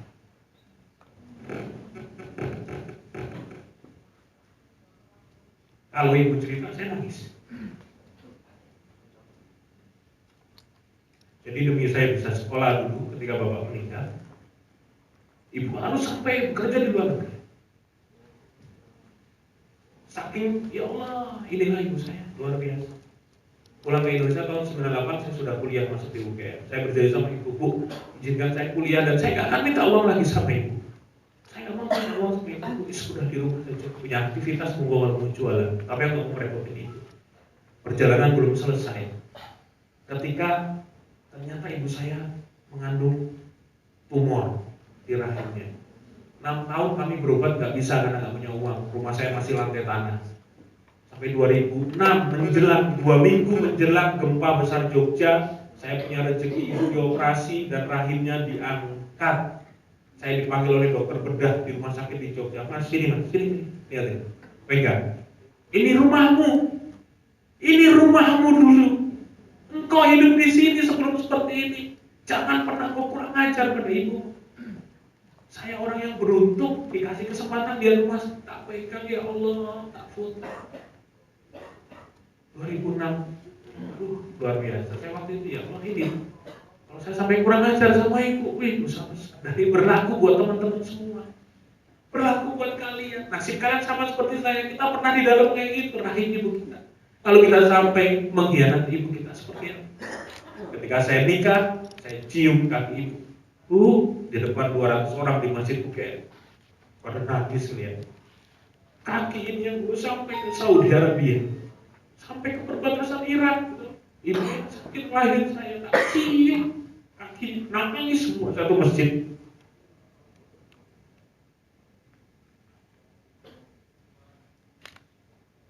Pesan di Al-Quran jelas, please bahagiakan orang tua, ibumu, bapakmu. Jangan sampai kalian membuat mereka kecewa atau sakit hati. Ngomong A aja nggak boleh, apalagi sampai ngomong keras. Jangan. Doa ibumu itu dahsyat. Banyak hal yang terjadi ketika ibumu sudah keluar, ibu doain ya nak, engkau jadi orang yang sukses.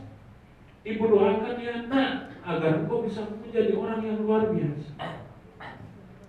Kawan saya rugi, standar utangnya 6 miliar, hanya punya uang 1,5 juta. Landing dari Lombok, dia habis ada acara, punya uang 1,5 juta, dinasihati temennya, Rul, sedekain duit itu. Kamu udah habis-habisan anak 3, keluarga, duit 6 miliar, udah sedekain. Dan pulanglah ke Bandung, bertemu dengan ibu. Pulang ke Bandung, bertemu dengan ibunya. Jadi anak kecil lagi ngambil ember, Ma, Ruli pulang.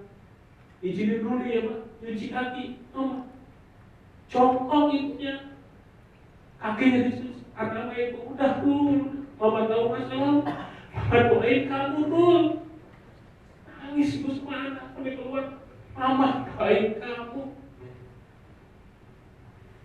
Keluarga dalam ibu dia bangkit, sukses di internet marketing, bukannya lunas, isi siapa lagi. Kawan saya, produser di Metro TV, Agnes. Bapak ibunya cerai. Ketika dia masih SMA, dia dendam, pergi dari rumah, sampai kuliah, semuanya cari duit sendiri, sampai dia kerja di Metro TV. Mas, gajiku 5 juta, tapi gak pernah cukup. Rezeki gue yang sulit, gue harus utang kesana kesini. Mas, ketemu ibu, minta maaf sama ibu. Aduh, pas aku bertahun-tahun gak ketemu ibu, Mas. Aku marah ke orang tua aku. Pulang, ketemu ibu. Pulang ke rumah ibunya, nangis-nangis pelukan dengan ibunya. Tuh, maafin, kita didoakan. Ibunya kaget, anak yang hilang berapa tahun akhirnya pulang kembali. Terus yang dilakukan apa? Dia bekerja seperti biasa, punya PH kecil-kecilan, dapat banyak job. Habis itu uangnya dia tabung dan dia berangkat umroh dengan ibunya berdua. Bertahun-tahun aku menebus dosa, sekeliling Ka'bah aku gandeng ibu. Habis itu pulang ke Indonesia, jobnya luar biasa, dapat pesanan dari ini, bikin video, dan sebagainya. Punya toko herbal, hutangnya lunas, bisa beli rumah sendiri, mobilnya dulu Timur, sekarang Grand Livina terbaru, sudah beli tanah di Bandung. Dia ngomong kuncinya di doa ibu, jangan-jangan selama ini aku melupakan ibu, sehingga nasibku seperti ini. Pulang nanti yang masih punya ibu, coba telepon minimal yang jarak jauh. Yang ibu sudah nggak ada, kirim Al-Fatihah. Kalau nggak bersedekah, niatkan ya Allah sedekah willy untuk ibu, kasih. Ini kisah luar biasa, belajar dari Ning Susi. Menggendong ibunya ke rumah sakit. Ketika ditanya itu ibu ada, iya ibu saya. Saya berhutang nyawa pada ibu ketika dia hamil, saya di dalam kandungan, ibu nyaris dilempar ke tengah laut oleh tentara Chiang Kai-shek karena kami dalam proses menuju pindah ke Taiwan ketika perang bersatu. Dan ibu berhasil diselamatkan. Saya berhutang nyawa pada ibu. Ketika ibu sakit, biarlah saya menggendongnya seperti itu. Keren. Luar biasa. Terus orang-orang yang kisahnya dahsyat dengan ibunya, namanya Mas Jody sama Mbak Ani, teman saya, yang punya jaringan warung steak and shake 80 cabang, ya, omsetnya sebulan 30 miliar bisnisnya. Dan dia ngomong, rezeki kami luar biasa ketika kami mengajak ibu kami tinggal bersama kami dan kami merawat ibu dalam kondisi sakit sampai meninggal. Kami yang merawat ibu di rumah, tangan-tangan kami sendiri, tanpa pakai pembantu, tanpa pakai, dititipkan di panti jompo. Itulah rezeki kami luar biasa. Nih, Mas Mono kalau pulang ke Madiun, digendong ibunya yang rentah, simboknya diangkat. Peluncuran buku Mas Mono juga sudah punya banyak cabang. Sambutannya bukan dari orang penting, ibunya diajak di atas panggung. Bong, ngomong bong, anakku saiki wis sukses.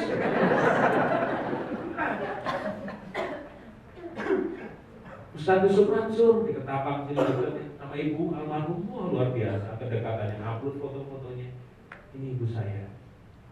Terus banyak orang yang lupa, merasa sudah paling sukses, paling hebat. Wah, dari kecil diajari ibunya ngajari jalan, dari mulai ngandung ngajari jalan, mendorong, ayo nak berangkat sekolah yang rajin, akan jadi juara ya nak. Sampai akhirnya kuliah lulus jadi orang sukses, sampai di puncak kesuksesan anaknya berteriak saya sukses. Tidak pernah menyebut nama ibunya dan ibunya cukup di belakang menjadi bayangan hitam dan berdoa, ibu bangga dan kamu sukses. Ada orang kayak gitu, ada orang hebat namanya Ridwan Kamil. Dia bercerita di Mata Najwa, saya dulu merasa paling hebat karena saya itu wah luar biasa lah dengan diri saya. Sampai sebuah restoran di Jakarta, dia lagi makan di sana, ada seseorang pakai jubah putih, gamis putih gitu, tiba-tiba menepuk punggung dia. Anda tahu kenapa Anda sukses seperti ini? Oh, karena saya hebat, saya arsitek yang hebat, saya lulusan dari Amerika, saya bla bla bla dan sebagainya. Orang itu cukup ngomong satu kalimat ditepuk lagi, salah semuanya. Anda seperti ini karena doa ibu. Dan orang itu pergi begitu saja, nangis-nangis di telepon, minta maaf sama ibunya. Dan saat itu dipasang fotonya, agar kami dengan ibunya. Oh, seperti apa? Banyak orang yang melupakan ibunya. Dan ini kisah-kisah yang inspiratif.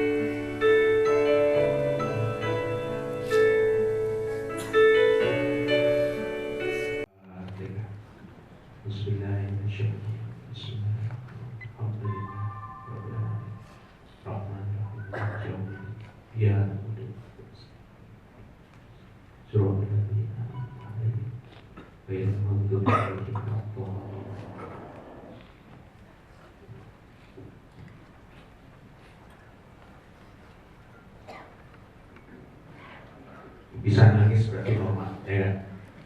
Mencintai bapak ibu kita dan rasa kalau kita cuma anak. Begitu juga sebaliknya, jangan pernah marah. Ini saya ketemu kisah-kisah yang dramatis. Ternyata kalau kita sampai berani kepada ibu kita, sampai berani menyakiti orang tua, Allah membalasnya harus di akhirat, di dunia pun ada. Satu ketika di pasien di rumah sakit Sarjito Jogja, kemudian kita datang antri pasien, di sebelahnya ada ibu yang wajahnya murna, ibu sakit ya mas, saya kanker payudara stadium 4. Mohon maaf kalau stadium 4 itu sudah pecah, sudah penuh nanah. Tiba-tiba nerocos sendiri, ini mungkin dosa saya mas. Dulu ketika ibu masih hidup, saya sering bentak-bentak ibu saya. Saya sering ngomong kasar pada ibu saya, sampai saya belum sempat minta maaf sampai ketika ibu saya meninggal. Mungkin ini hukuman buat saya dan saya terima. Lain kali kita punya satu pasien di Jogja dari Bantul, sudah 5 hari di ICU di rumah sakit Bethesda Jogja. Kita sudah bayari lebih dari 40 juta dari uang sedekah. Dokter panggil, mas mohon maaf, ini pasien dari sedekah rombongan dia. Kondisi organ sudah tidak berfungsi. Kalau kita cabut, kemungkinan memang segera meninggal. Kalau dibiarkan seperti ini kasihan. Syakaratul mautnya lama banget, 5 hari. Antara hidup dan mati. Pulang saja didoakan. Kalau tidak biaya akan semakin besar. Kita berebut, kami pulangkan. Di mobil juga kakek. Sampai di rumah di Bantul, Ustadz langsung dipanggil, dikumpulkan seluruh anggota keluarganya. Simboknya mana? Yang dipanggil pertama adalah simboknya, ibunya. Bok, nyuruh ngapunten. Nopo anak panjenengan ini nate nesulih panjenengan, apakah anakku ini pernah marah pada, pernah menyakiti hati? Simboknya langsung ence Pak Ustadz, iya Pak Ustadz. Dulu anak saya menyakiti saya dan saya nggak ikhlas dari itu. Sakit banget, saya ngandung dia, merawat dia, dan dia berngomong kasar seperti ini kepada saya. Bo, anakmu antara hidup dan mati, maafkan. Ridho ni panjenengan, saya bakal buka ridho ni Gusti Allah. Ridho ibu simboknya ini yang akan membuka ridhonya Allah. Akhirnya nangis lagi. Allah maafkan. Kulo ngapura anak kulo. Keluar kata-kata saya maafkan anak saya. Kami pamit. 10 menit kemudian telepon berbunyi, mas, innalillahi wa inna ilaihi raji'un. Ibu meninggal, anaknya dari si ibu yang sakit. 5 hari mas, sakaratul mautnya 5 hari. Dan meninggal hanya dari kata-kata maaf dari ibu. Pulang dari sini, yang masih punya ibu, yang rumahnya dekat, datangi. Minta maaf, kalau berani cium kaki, bukan berani wajib cium kaki, rasakan dahsyat, rasakan dahsyat. Ya, gak usah malu, peluk erat dan minta didoakan sama beliau. Tepuk tangan dulu dong buat teman-teman semua.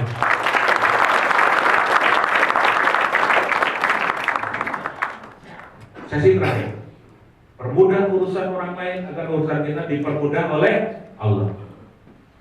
Walaupun kalau aku bisa seminar di kampus, materinya tak sedikit yang ini, gitu.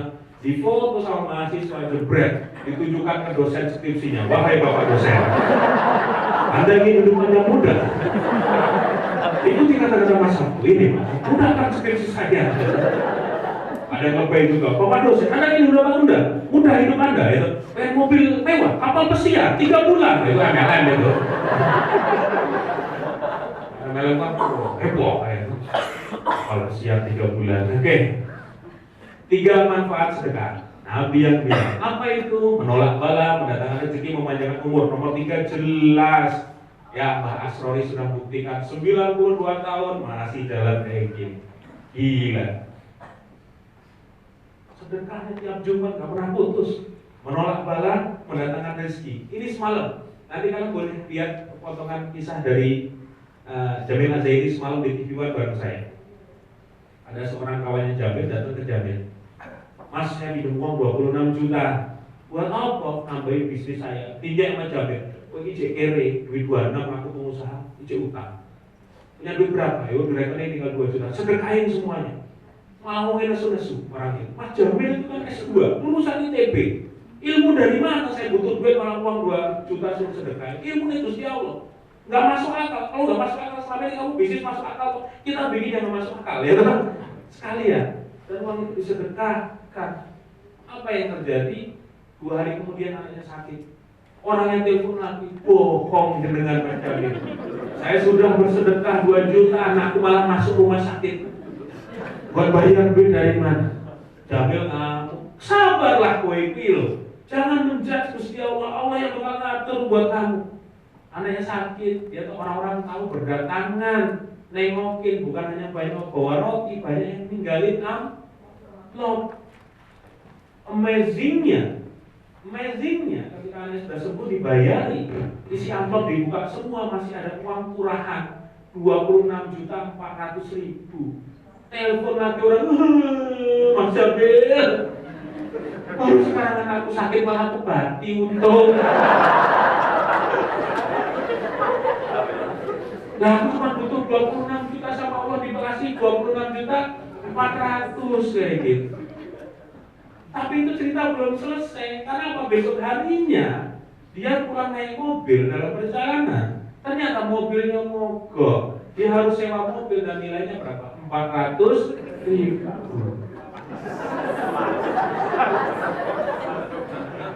Gusti Allah yang ngatur bro. Ini gak sih? Dia tuh iya.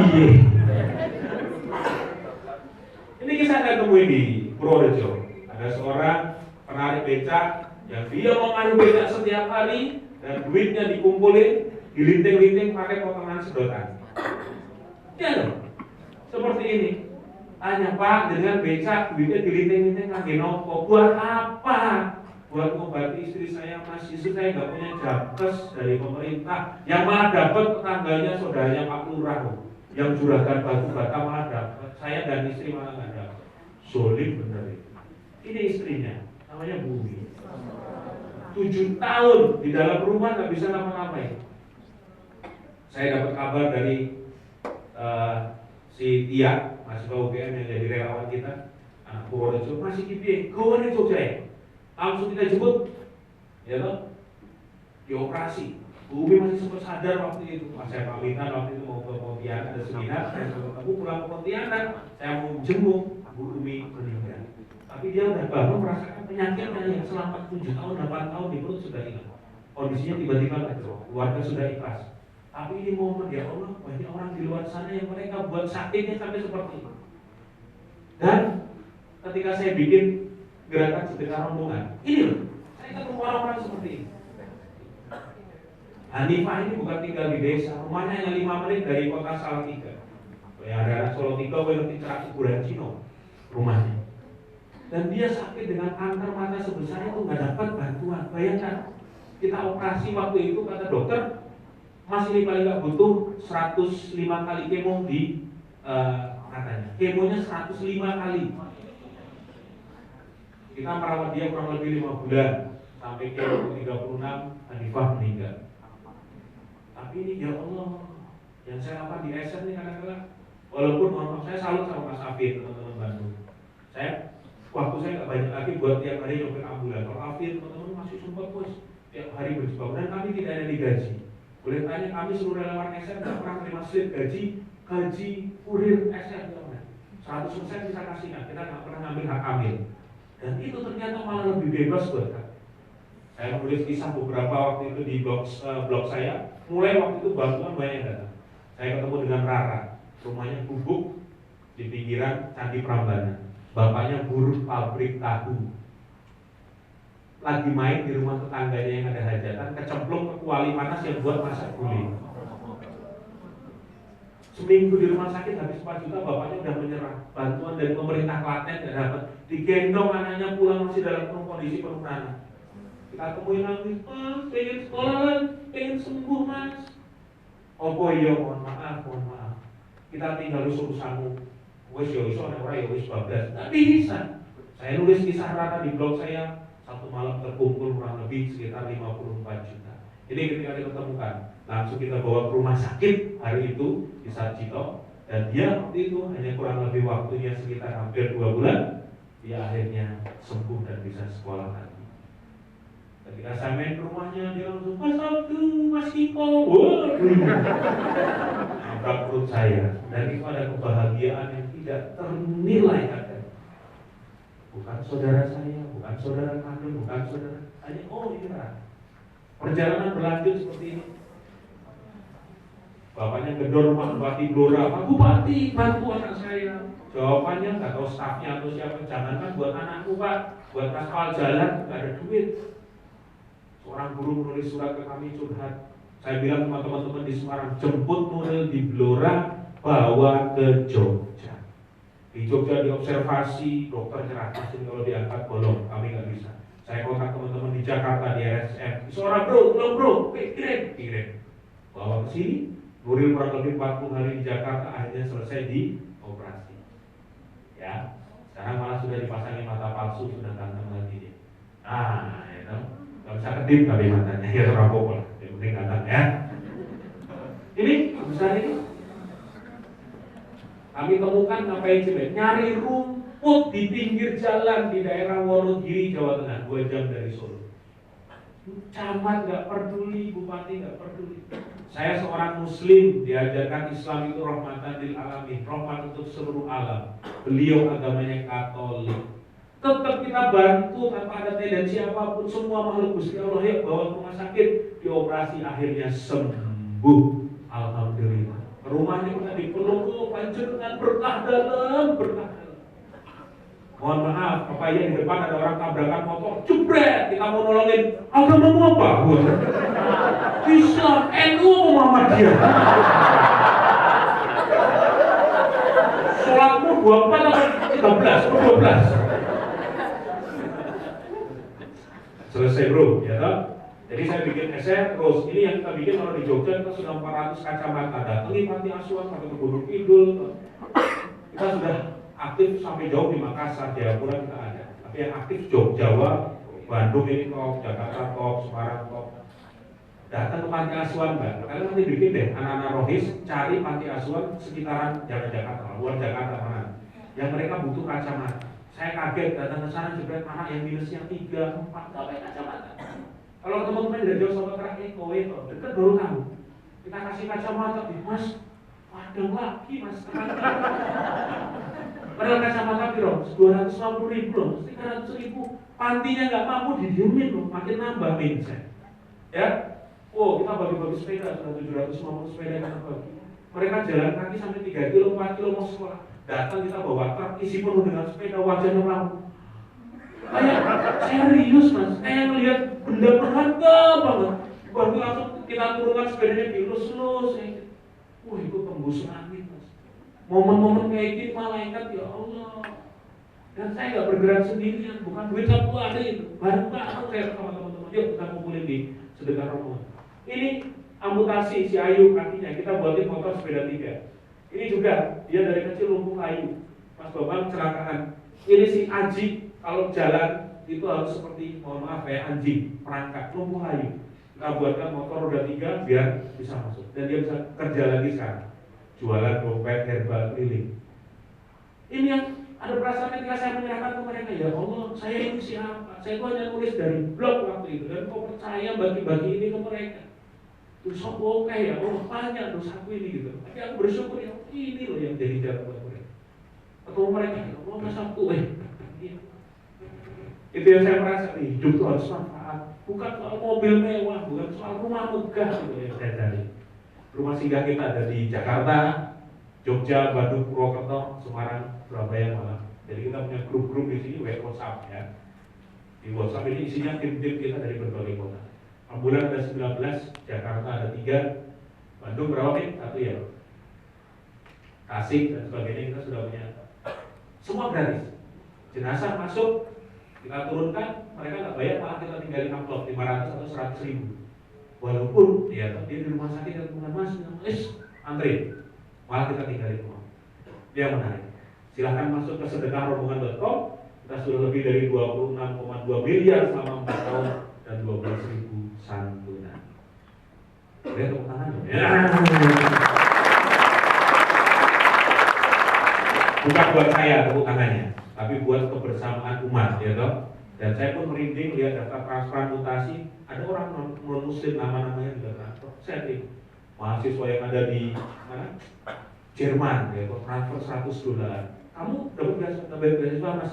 Sambil saya kalau kerja di Jerman saya ngambil S2, sambil saya bersihin kaca, jadi bersih kaca di mana? Di McD gitu. Uangnya digunakan buat sedekah. Itu keren. Transfer via PayPal. Ini keren anak-anak seperti ini. Ya, kata Imam Falsafah, memberi itu terangkan hati. Jadi kalau hatinya gelap, mungkin karena kamu kurang memberi.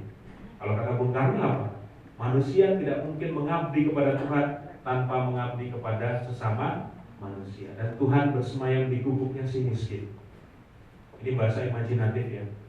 Ya, orang mau masuk di sini, Gusti Allah, ya memang kamu merasakan kehadiran.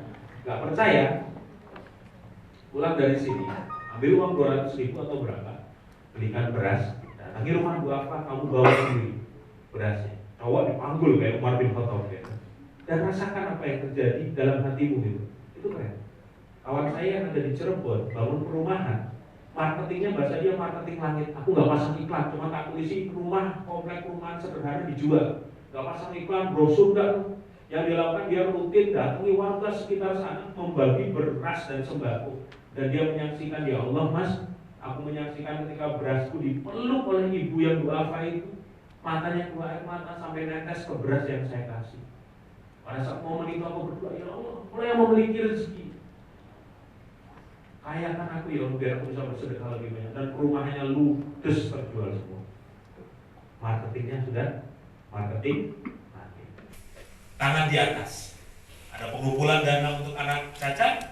Ternyata yang datang malah anak cacat. Nak, ini nanti untuk kamu dan teman-temanmu. Dia ngomong, oh tidak, saya ini memberi karena saya pun bisa bekerja. Saya tidak mau menjadi peminta-minta. Orang-orang terharu langsung ikut menyumbang. Saya ditelepon oleh seorang teknisi pesawat di Papua Nugini. Mas, saya ada rencana menyedekahkan mobil Luxio saya. Sekarang jadi ambulan di Surabaya. Saya bertemu orang-orang seperti ini loh, yang dia pikir mas harta ini bakal dibawa mati. Yang tak bawa mati ketika harta yang aku sedekahkan. Jadi ketika hatimu gundah, perasaanmu sering gelisah, hidup selalu resah, mencari rezeki susah, tiap hari banyak masalah, mungkin karena kurang ilmunya gitu. Ya, kaya atau miskin, ingat ya toh. Jadi orang kaya bukan yang mobilnya banyak, tapi yang merasa cukup hingga mulai berani berbagi. Dan orang miskin yang selalu merasa kurang sehingga terus meminta. Ingat pesan Cano tadi, jangan mengejar sesuatu yang tidak bisa dibawa mati. Kita harus fokuskan sesuatu yang bisa dibawa mati. Sehingga grafik umur kalian nanti, mas aku mau pensiun, apapun berapapun aku dikasih jatah umur sama Allah, yang aku kejar adalah kemanfaatan. Grafik pun naik, bukan lagi tentang uang, tapi sebagai sumber manfaat. Mulai hari ini aku akan berbagi ke banyak orang dan aku akan menjadi orang baik untuk seluruh orang. Ya, boleh tepuk tangan, boleh ya. Setuju kalau kita tutup acara siang hari ini sedekah bareng? Kita akan sedekahkan. Mbak, kumpulin di depan, Mas kumpulin di depan. Silakan, berapapun, yuk kumpulin. Panitia bantu hitung, kita akan umumkan. Panitia siap di depan, yuk. Kok silakan, aku juga ikut. Kita sedekah bareng. Yakin Allah yang bakal balas. Setelah sedekah, berdoalah. Keluarkan uangmu, berdoalah. Ini momen bagus.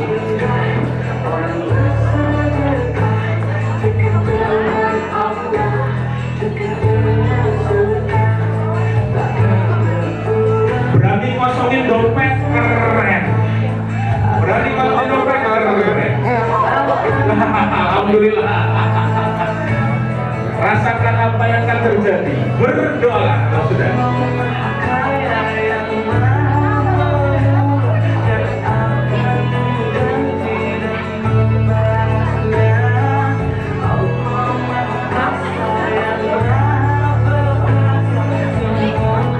Mas panitia, biar nggak kelamaan, yuk sambil dihitung. Acara belum selesai. Belum selesai, ya. Lanjutkan acaranya. Kami akan lanjutkan acaranya. Acara belum selesai. Kami persilakan dulu kembali. Kita bantu hitung, silakan. sebuah penelitian menarik, kalau orang habis sedekah ada perasaan tenang, betul nggak? Karena sudah mengeluarkan rezekimu, ya Allah ini rezeki halal aku dapatkan ya Allah, dan aku sedekahkan berdoa. Ini momen bagus, ya auranya udah bagus, punya hajat apa berdoa, ya Allah mudahkan jodohku, mudahkan urusan, silakan berdoa.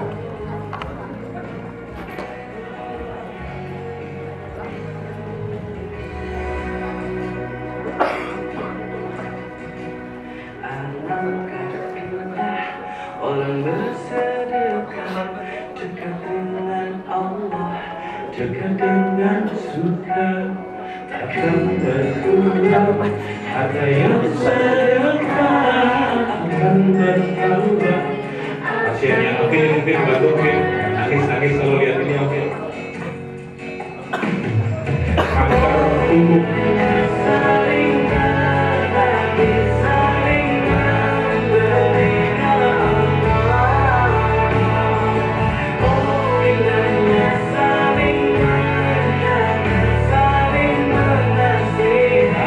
Kita tidak pernah tahu dari mulut siapa doa kita dikabulkan.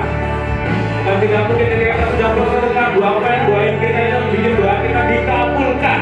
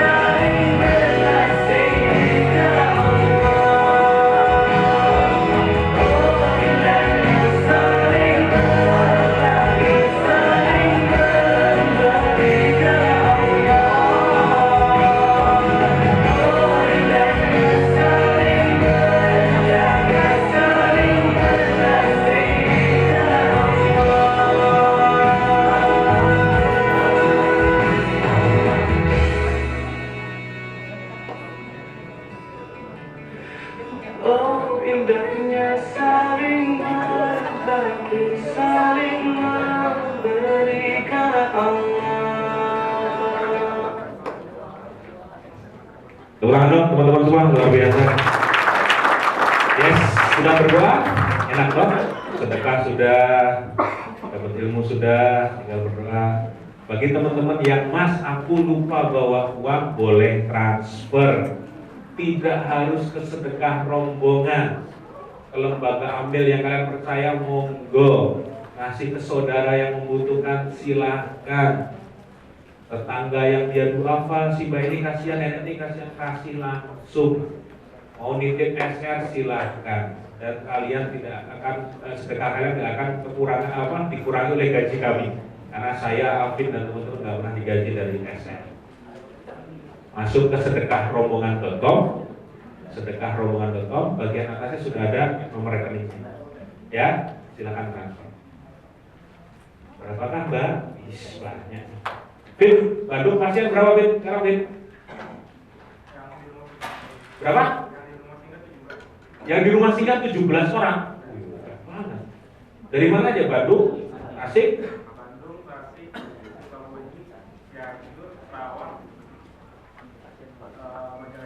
Majalengka. 17. Pasien paling parah apa? Kanker payudara, mayoritas ya, banyak ya.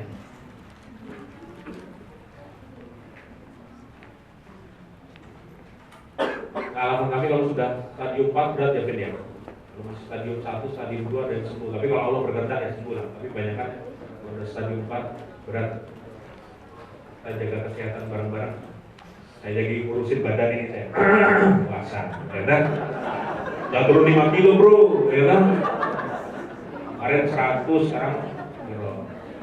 Karena itu banyak. Yang masuk surga yang berat timbangannya, ya. Yang kurus sebelahnya surga, enggak. Sudah berapa kita umumkan? Panitia luar biasa nih. Tambah terus, alhamdulillah. Terus dan Ada teman saya yang dia langsung potong 10% dari penghasilannya. Dari gajinya 10% langsung dia kasih. Ada yang dapat omset berapapun dari bisnisnya 10% langsung buat sedekah. Dan komentarnya sama, saya tidak pernah merasa kekurangan ketika saya rutin bersedekah. Oh boy Pak. Oh, apa itu Pak? Boleh cerita Pak? Siapa namanya Pak? Oh lu bercerita. Pak siapa? Pak Andria tadi bercerita beliau sudah membangun apa tadi namanya? Sekolah di Baduy. Baduy itu di Banten pedalaman ya Pak. Dan mereka sudah banyak yang masuk Islam juga. Berapa orang sudah masuk Islam? Sebelumnya masih nyembah apa kalau di sana itu? Sunda Wiwitan. Sunda Wiwitan itu nyembah apa? Ayo kurang tahu ya dong. Ya sejenis situlah ya. Sunda Wiwitan. Alhamdulillah moga-moga dimudahkan ya Pak ya. Oke, kalau minta bantuan eser, Tangerang sobo, boleh ya? Masuknya apa? Tangerang ya? Nurman ya? Nurman. Nanti Afin kasih nomornya biar pilih. Oke. Siapa? Oke, nanti Pak ya. Sudah bro, jawab bro. Total.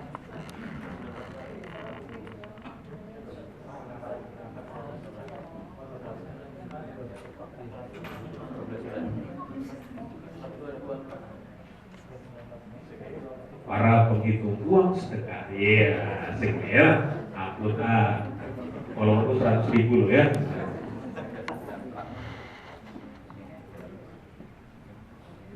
Sudah? Alhamdulillah terkumpul sedekah kita 23.394.000.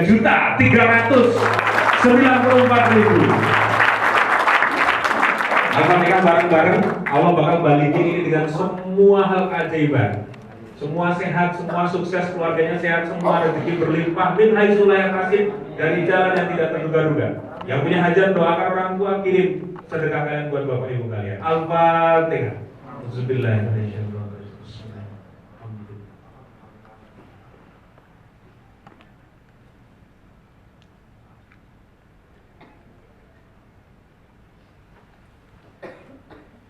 Pesan saya pulang dari sini nanti pokoknya temui ibu kalian, orang tua kalian, minta maaf dan minta didoakan. Dan berjanjilah pada diri kalian sendiri, ya Allah, hari ini mulai sekarang saya ingin menjadi manusia yang jauh lebih baik dan saya ingin menjadi manusia yang bermanfaat dunia akhirat. Saya Sabtu Hari Sugiarto. Assalamualaikum warahmatullahi wabarakatuh.